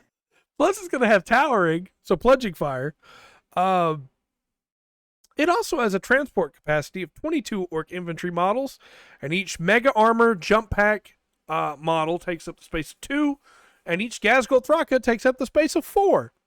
Hey, that means you can have a 6-man jump pack unit in there and a Gazgul Thraka. Just jump out. Yep. Or Gaz and a whole squad of Mega Knobs Yep. that'll automatically be riled up, and because they're riled up, they have +1 to hit, even if Gaz doesn't stay next to them. Yeah, that's stack. It shouldn't stack. I don't think it will. What's the unit size for Mecha Knobs? It used to be 5s. So you technically could take 2. Yeah. Oh, that's scarier than the Gazgul Thraka jumping out with them. I also think it's really funny that you could take a full 20-man boy squad and 2 leaders leading them in a Stompa and just throw them out. You go. You go. Okay, disembark. Weird boy to jump. Uh-huh. Oh, this unit was riled up and I didn't even have to do anything. Fight. Yeah, I'm so looking forward to seeing what the other data sheets are going to be like. But we do have a couple more quick things to talk about before we stop with the orcs. We have the detachments. We don't know everything about them, obviously, but we have the names of a bunch of them, and we have some of them shown off. So real quick, let's just run down the list. We have Warhorde, which is going to be their big detachment with 6 strats and 4 enhancements, right? It seems like that might be the only 3-pointer based on what they're saying. Like, that's the big one that buffs everything. It's either that or one of the channels that you and I like, Aspect Tactics, made the suggestion that he doesn't know this, but he said he was, took it to whether it's most likely 3, but he was kind of hoping that there was a hint of it will be a 2, and just about all the others will be a 1. So you're always running that one plus another one. Yeah.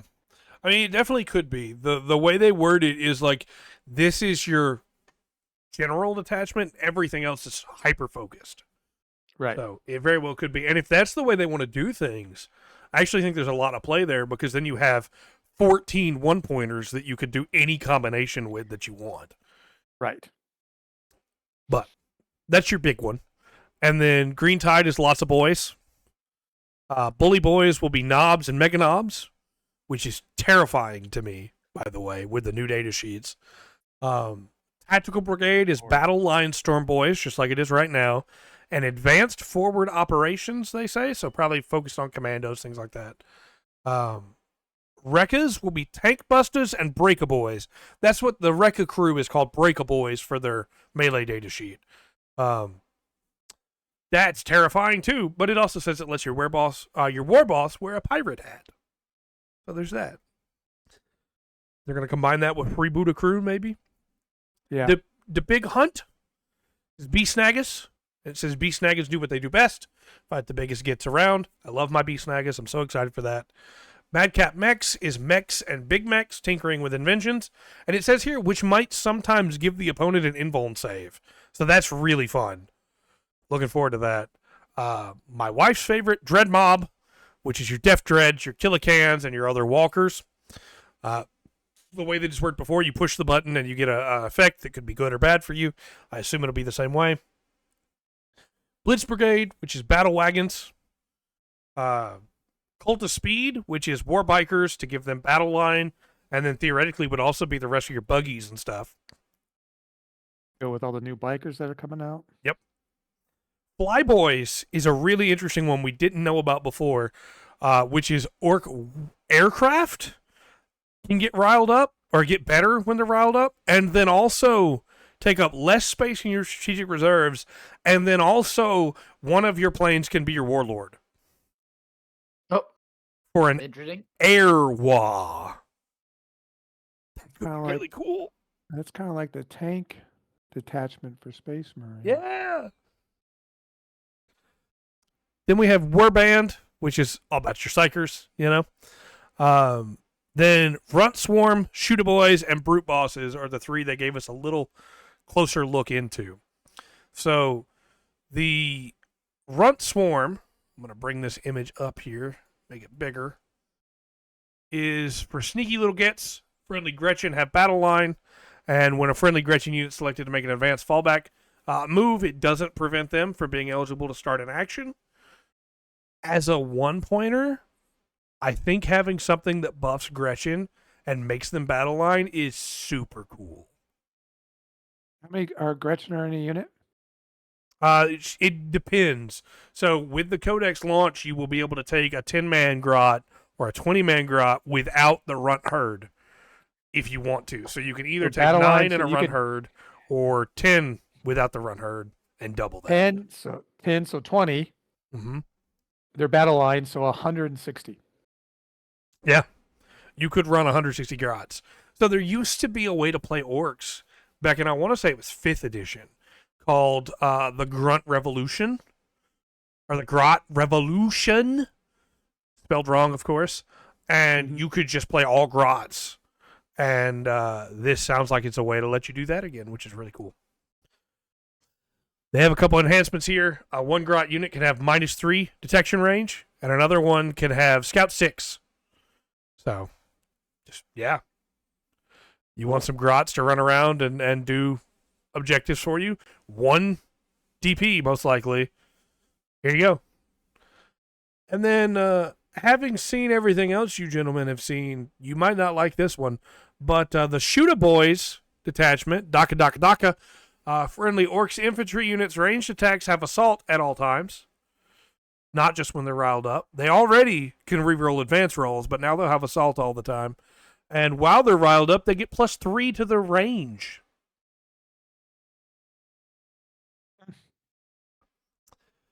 They have an enhancement for Orc infantry, excluding Weird Boys, that make it where your ranged attacks have anti-infantry 4-ups, devastating wounds, and super hazardous.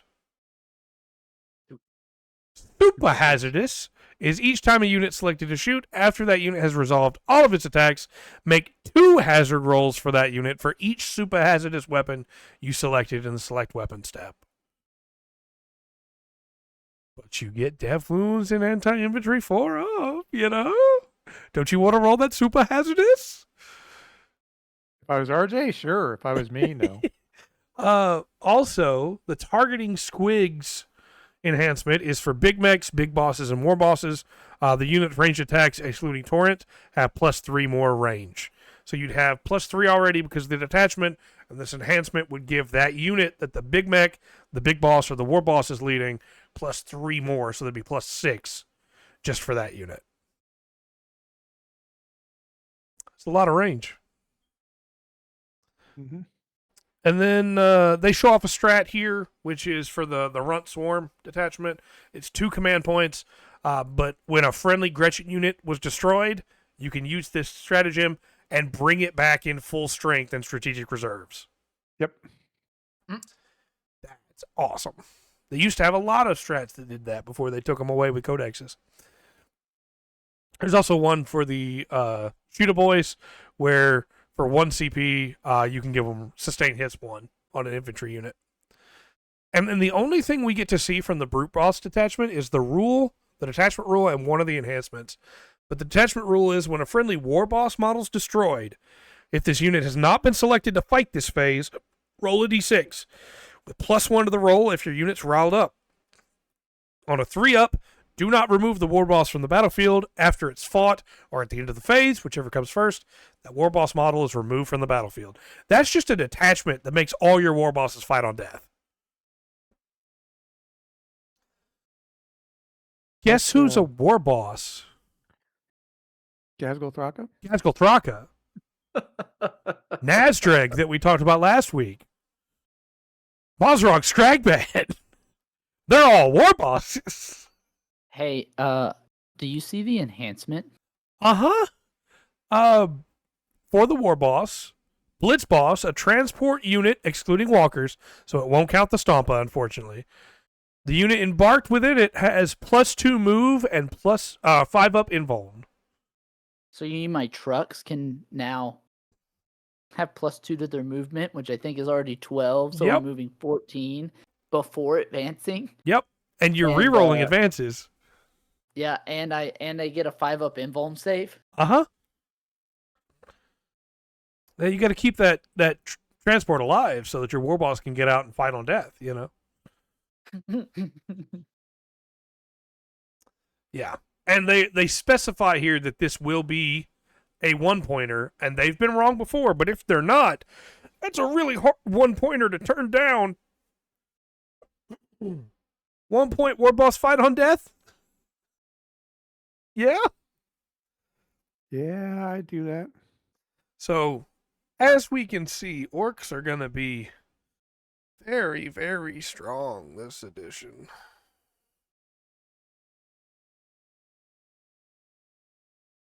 Yeah.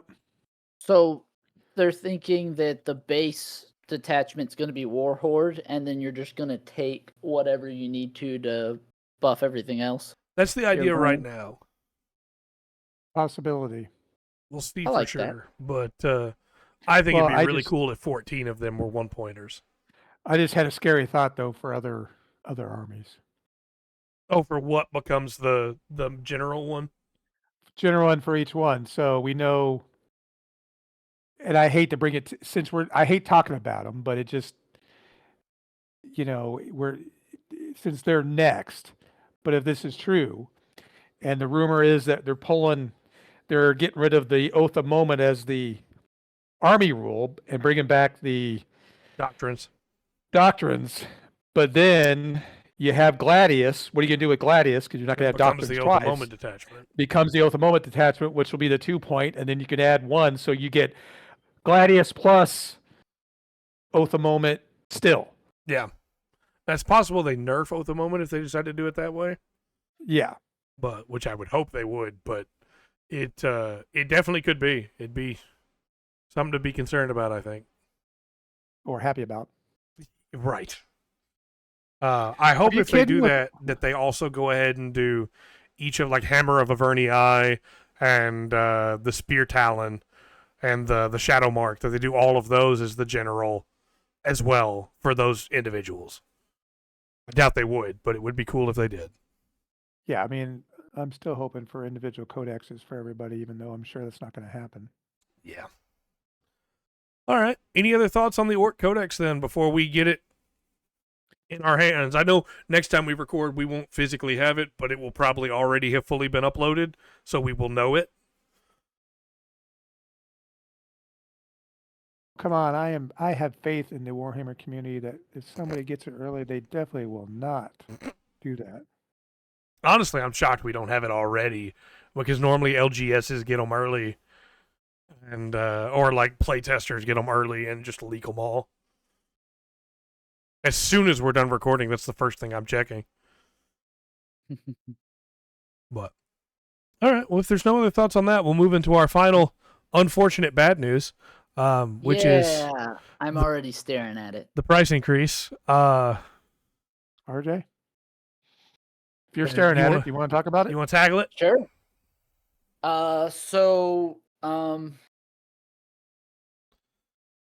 We kind of cheated because Brian would be more likely the one to do the numbers on this, and we were going to make him do that. So we're using Spiky Bit's article to kind of talk about it. But so there's 1,625 items, all increases, nothing decreased. Which, to clarify, before you go any further, that is not anywhere close to all of the items, right? No. It's actually a pretty small percentage. It just seems really big, but it's still more than we want it to be. Yeah. So basically, your average increase is 3.87%. Overall. So I mean, it's not huge, but I mean, I hate to say it, but that's how they do it. They just little stuff over time get you to the point. I mean, when I first started playing, start collectings were $50. Yeah. So I mean, and look at where we are now. Yeah. So it says the average dollar increase was about $2.57. The smallest is 50 cents. Was a 50 cents move. The biggest being a $12 move. Yeah. But the trade price, so this is an upside. The trade price went up right along with it. So it stayed at 55% of retail. So that means like once you've opened a box, we're still, if you turned around and wanted to sell it and didn't, get a really nice paint job on it or something, increasing the value, it's still 55% of retail price is the average price you're going to get for something you've opened. The trade-in value, thankfully. Yeah. So only 478 items of that was 40K. Yeah.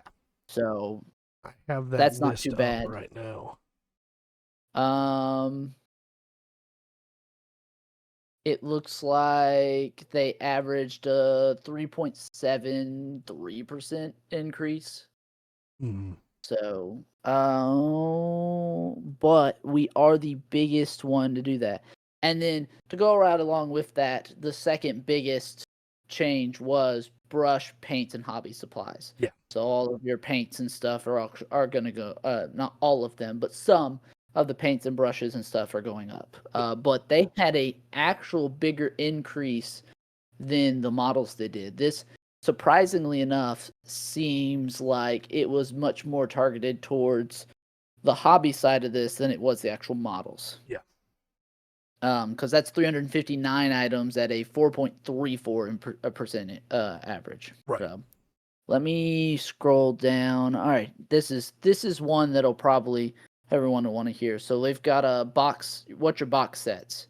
So your combat patrols, all of them went up $7 flat. Yeah. So they went from 170 to 177. Your spearheads all went from 150 to 156. Any of them, the one that starts higher that was 170 went to 177. Yeah. So Battle Force boxes, they went up $10.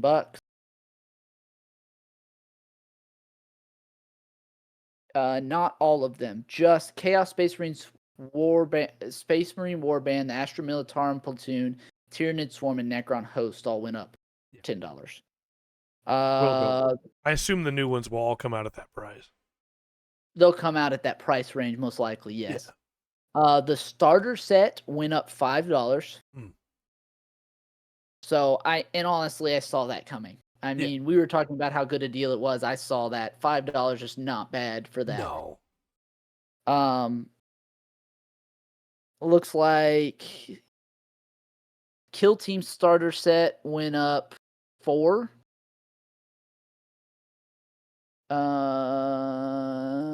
Codexes and battle tomes, all 41 books went from 60 to 62. They went up $2.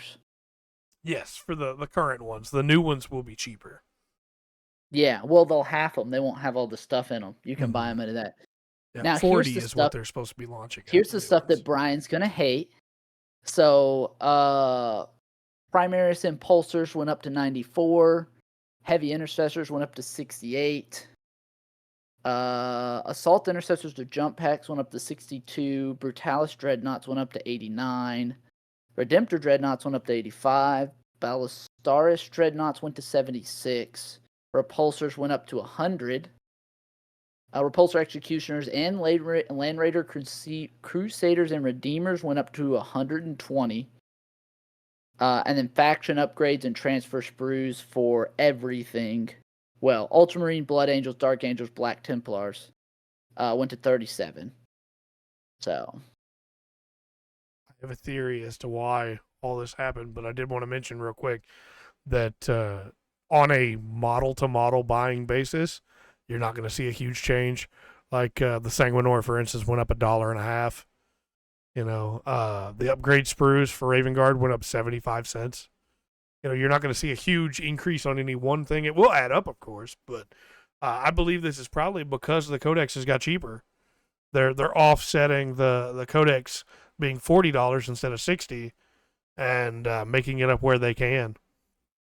They just re-released the Baneblade and they've already upped the price on it. Yeah, it's $210 now instead of $200 without one of the sponsors. Yeah, everyone. So everything in the Primarch tier went up $10. Yeah. The 175 Primarch tier went up $185. Now, just remember, too, none of these go live until September. So if there's a model you've really been wanting to buy, you should get it now. Yeah. Archeon and the Tau Storm Surge went up to $205. Gazgrel Thraka went up to $84. Yeah.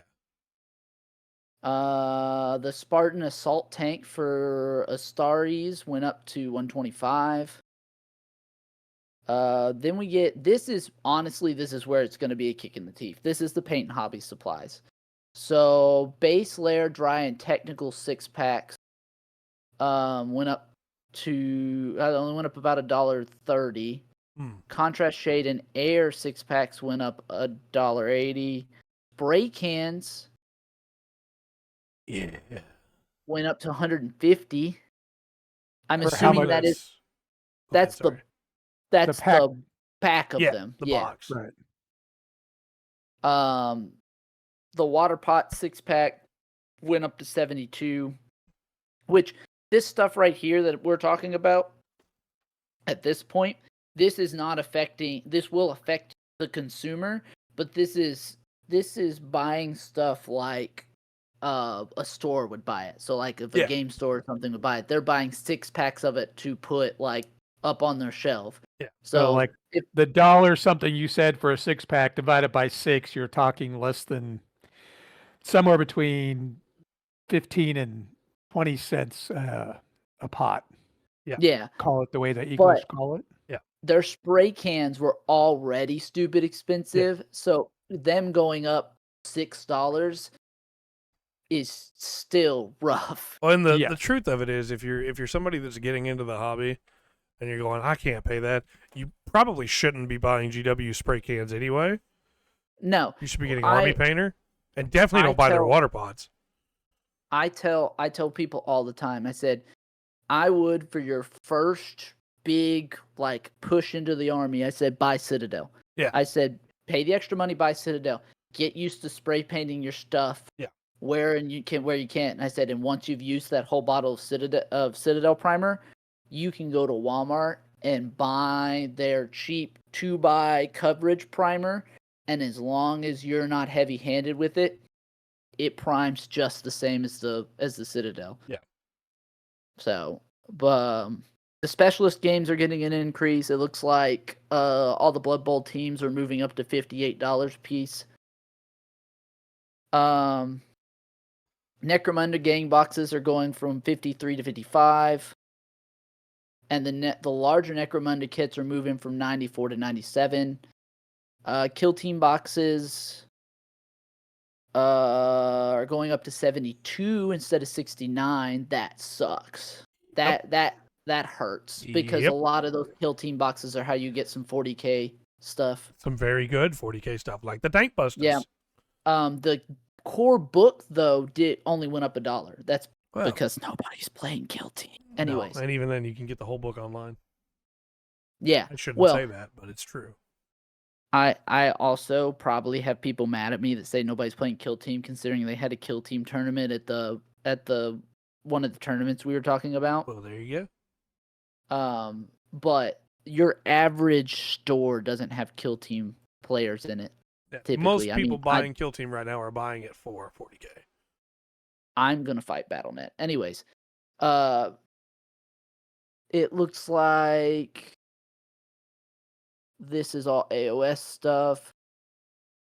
Horse Heresy's having some increases. So yeah. It's not think great, that's pretty much it. That's not, yeah. It's really not going to affect most players all that much. They're going to pay a couple more dollars for individual models. Combat patrols are a little bit more expensive, but they're probably still worth it, right? It sucks, but it's the truth. But if you were somebody that only ever buys individual boxes and you buy them a bunch all at once, first off, you shouldn't do that. You should wait for a sale or get a combo box or something. But if you're somebody like that, go ahead and spend what you would have spent next month now and save yourself $40. Yeah. Well, and which I'm kind of reading back down through the article, and I kind of agree with a bunch of the stuff they're talking about. There's a lot of stock setting around because we're getting there's a lot of FOMO around Warhammer.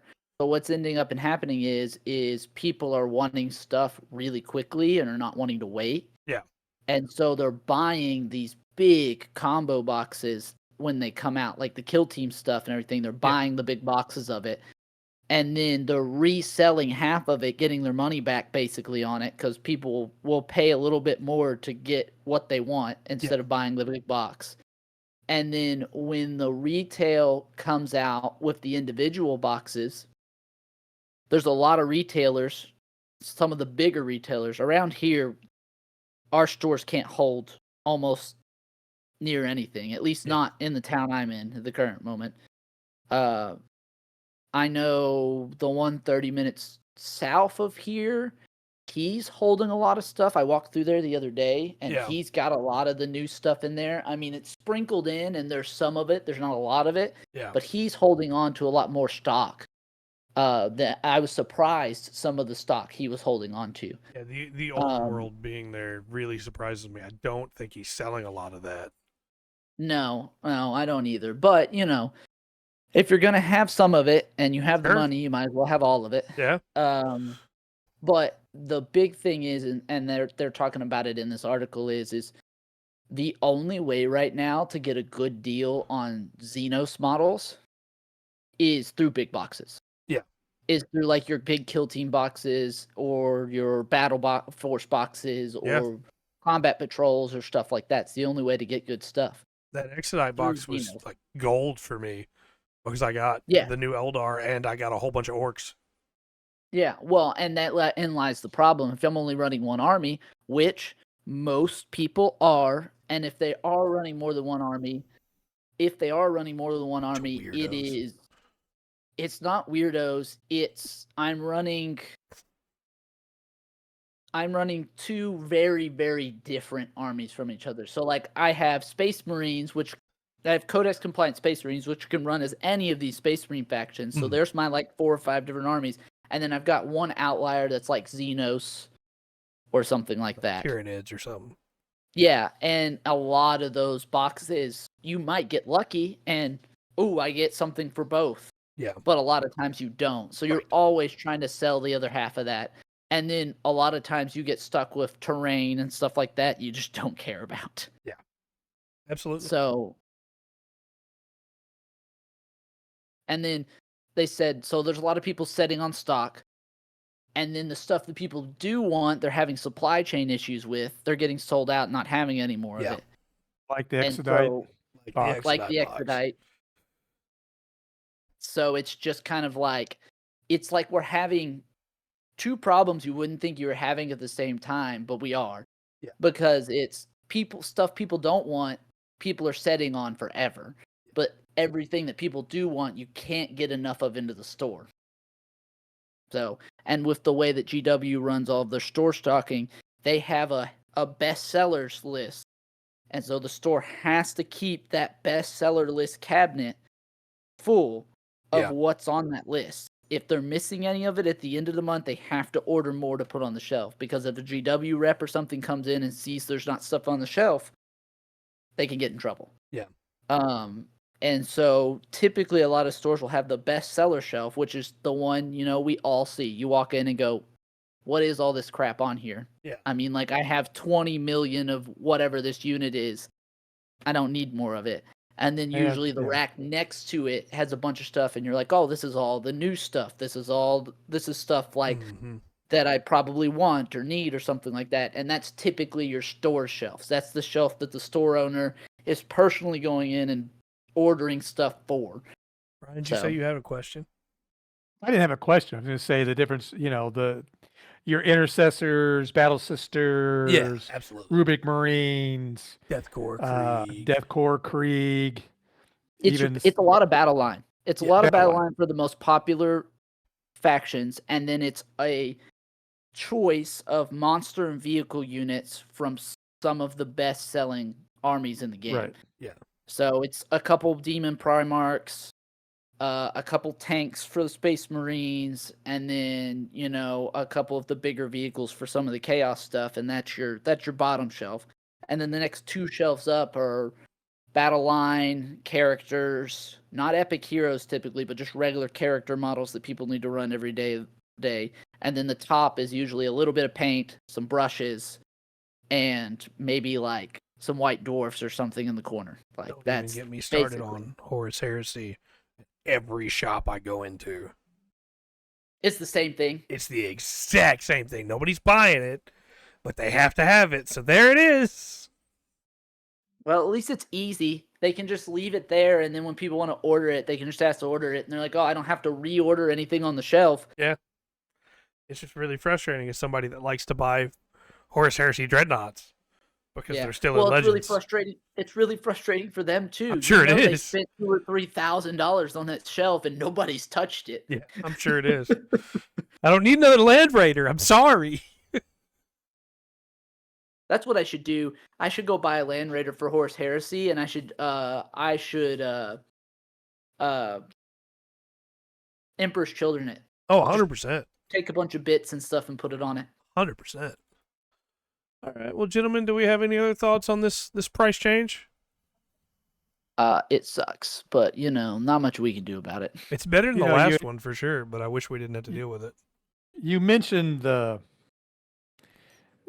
fact that the codexes are down and GW is probably. I would also like to mention that there has been, in the real world, a conflict in an area that supplies half the world their oil and everything from paints to models to Becks to the plastic we have on our devices for the GW. That's all made of oil. So it's true. I'm going to imagine that some of that also has something to do with the price of oil is just going up. So that's true. And here we are. I'm going to go into my little rant here. In 8th edition, there was no, or when I started playing, there was no factory for making Warhammer models in the United States. Yeah. And we were at $50 a starter set. They told us that if they built a factory over here, that the prices on some of that would probably go down or at least stay the same And when the factory finally got built over here, which was, how long has it been now? Was it 5 years, 6 years? It's been longer than that, I believe. But that I factory think did so. shut down. Did it? Yeah. They are now only producing back in the UK. Okay. All right. Well, that makes much more sense. But they talked about opening that factory up and it was going to make all the prices go down here. And then it opened and I've seen nothing but price increases since.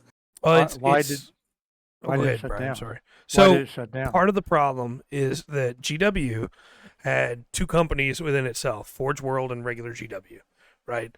And so the factory they were going to open up here in the US was just going to make resin. It's going to be a Forge World Be a factory. Forge World factory. Fair enough. But this is a long story, I'm going to make it short. In the process of trying to get the branding moved from Imperial Armor to Warhammer 40K, so it was all the same branding, they ran into some logistic issues over copyright and had to cut out Forge World altogether because they couldn't legally use the word Forge World anymore as a brand. And so, as a copyrighted brand. And so, guess what was on that factory that was being built? Forge World. The Forge World brand, because it was going to make Forge World resin. And so they had to halt production of the factory as part of the legal proceedings because it was a whole legal battle they had to do. And finally, they got Imperial Armor back. But by that point, they weren't able to use Imperial Guard anymore. They weren't able to use Battle Sisters anymore. They weren't able to use Chaos Android anymore. And so they rebranded everything as Adepta Sororitas, Astra Militarum. The Necrons got a complete overhaul, which they were already in the process of getting overhaul anyway. But the Chaos Androids became what you now have as the Sekitar robots. Yeah, it was a whole thing. Yeah, because they used to call the Necrons Catons. Yeah, exactly. And it didn't used to be C''TAN. It used to be CATAN. Like the game, yeah. Yes. Like the board game. So everything had to be rebranded whenever they got into that legal problem with Forge World. Oh, I always wondered why Forge World shut down. I never went after it that much because I was just like, oh, okay. Yeah, it was a whole thing, and that's what happened to the American factory, is that they weren't able to keep making it, so it got shut down before it ever actually started production. Oh. Well, good to know why all the prices went up. Just real quick, do you want to know why 9th edition was delayed an extra month?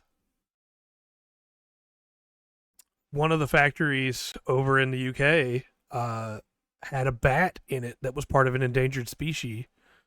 And so they weren't allowed to use the factory until the bat was evacuated and safely taken away. And GW was like, hey, that's cool. It's only going to take a couple days for them to get this endangered bat out of there. No, it took a month.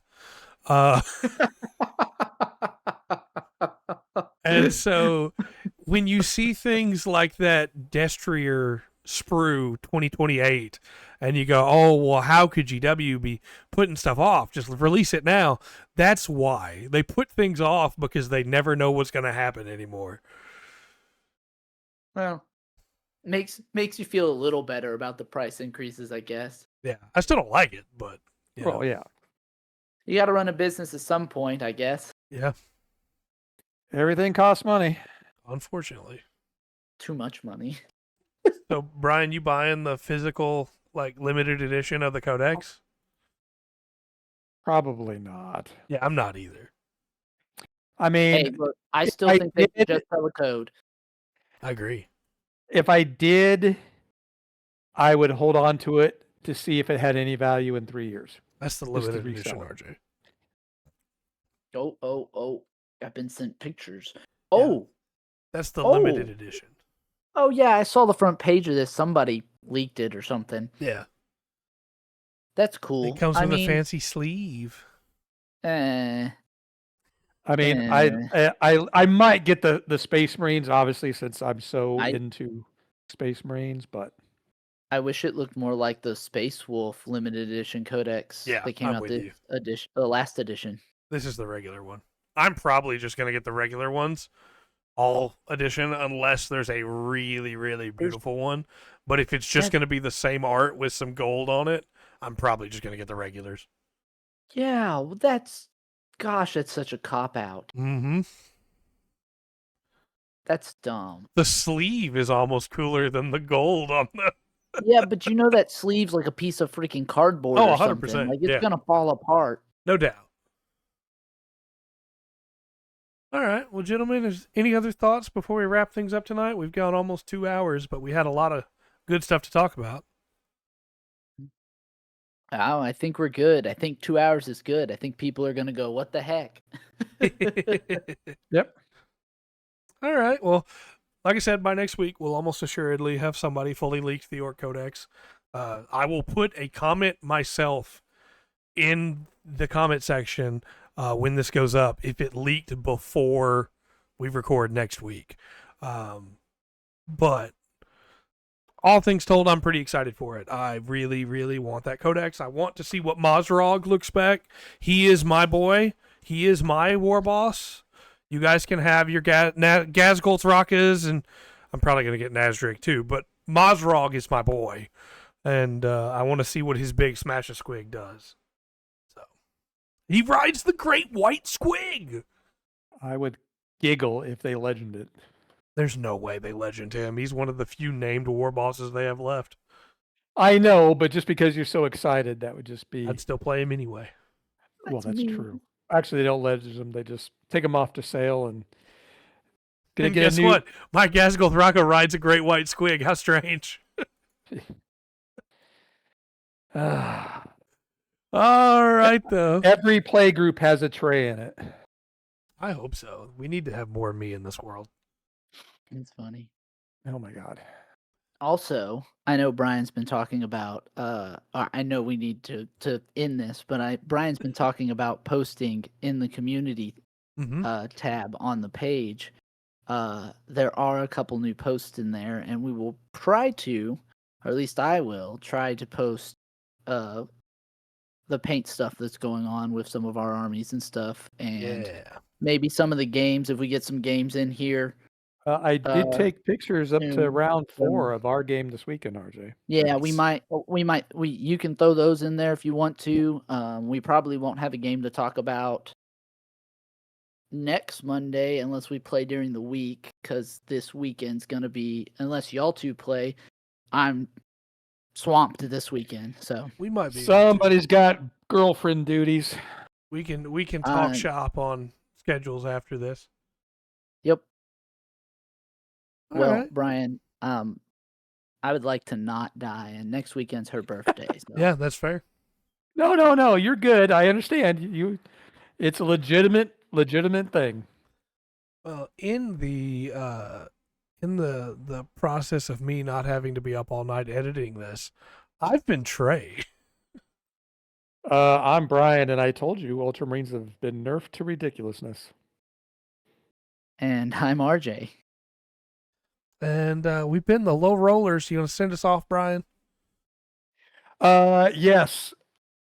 Thanks for listening, and remember, when you're rolling, think happy thoughts or you'll roll like me.